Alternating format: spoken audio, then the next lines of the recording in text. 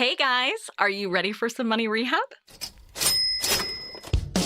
Wall Street has been completely upended by an unlikely player, GameStop. And should I have a 401k? But you don't do it? No, I know.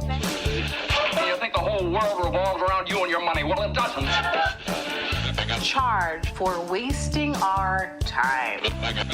I will take a check like a old school check. You recognize her from anchoring on CNN, CNBC, and Bloomberg.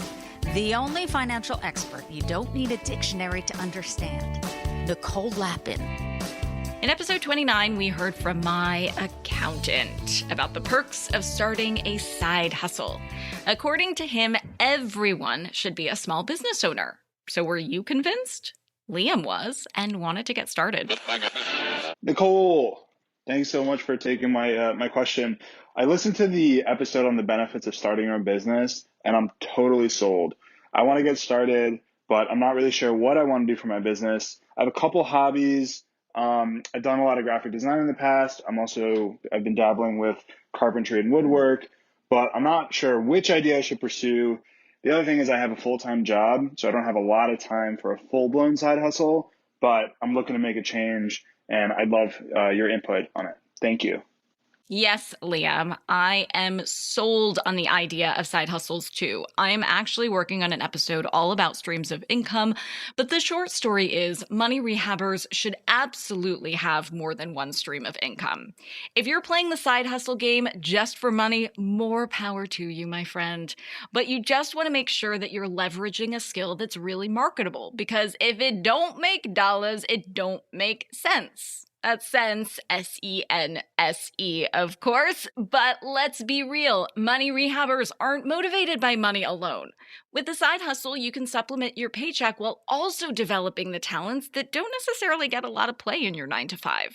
Committing to a side hustle can be the kick in the butt you need to develop a skill that you're really passionate about. So Liam, maybe deciding to start your business pushes you to take an expert level class on graphic design. Or maybe it gives you the vote of confidence you need to make a little space in your garage for a wood shop. But before you get too excited about the potential of earning more cash, remember, it's money you have to hustle for. Hence the name side hustle. A side hustle doesn't just give, it also takes. You will likely have to give up binge watching on Netflix, at least a little bit. And you will often have to be the last to get to the bar with your friends, and often the first to leave. But while the struggle of the hustle is real, so is the upside, and will potentially lead to more reward than you ever imagined. I'm speaking from personal experience here. When I was a news anchor, I started a production company as my side hustle. While I was doing both jobs, I had to put a lot of other things on the back burner. But if I could go back, I would obviously do it all over again. Working for myself was more rewarding than any job I had ever had before. In fact, after almost 18 months of juggling both jobs, I made my production company side hustle my full-time hustle and career and never looked back. So let's get started. Whoever said good things happen to people who wait did not have a side hustle, or at least didn't have a successful one. The best way to get started is to quit talking and start doing. Here are the 3 steps to transform your hobby into a jobby. Step 1. List the possibilities. If you're like Liam, you might have more than one hobby that gets your hustle juices flowing. To help decide which path to take, focus on the hobbies that fit the following criteria. You're really good at it, it's a service or product that fills a void in the market, and you can realistically make money at it. You want your jobby contenders to meet those 3 criteria, but list everything that meets that criteria. Yes, money rehabbers, it's time to make another list. Do you like dancing? Put it on the list. Do you like talking on the phone? Put it on the list. Are you a beer connoisseur? Put it on the list.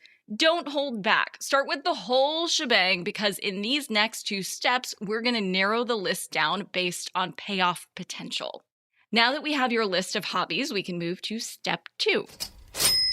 Is it worth your time? As you're looking at your list of hobbies, ask yourself, how much time do you have for your side hustle? And can you realistically stick to a self-imposed schedule while also having a full-time hustle? Tackling your side hustle after a busy day at work is going to require a lot of discipline. Look at the list of hobbies you made and now analyze the time you can devote to that hustle.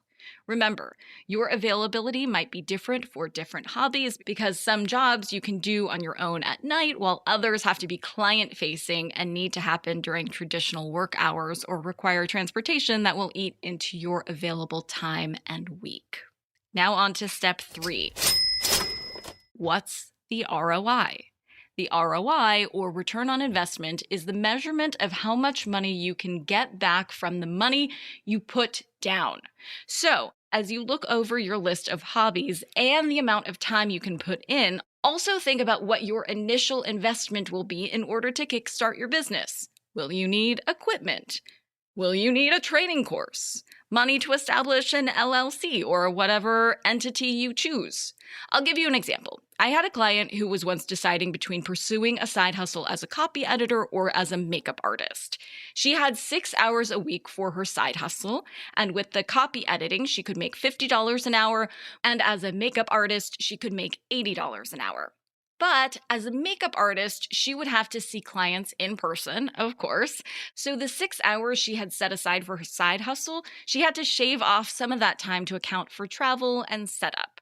In other words, she lost some earning potential.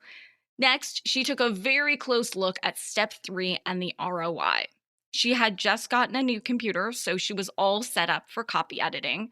But to be a makeup artist, she needed to put down about $500 for makeup, brushes, a new carrying case, all that jazz.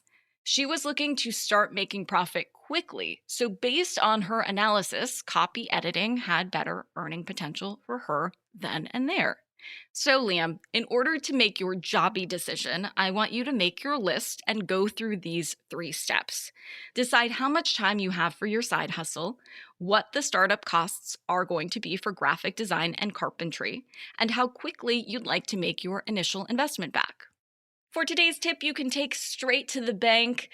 If you are looking for a jobby, you have to make money. If you're not making money from this thing after a year, my friend, it is a hobby. And by the way, a hobby is cool. If you want to make cupcakes for your friends and not ever have to worry about sourcing flour or doing accounting or being the janitor because you have to be all the jobs when you start a business, then just call it that. It can be a hobby without being a jobby, but you have to be really real about it.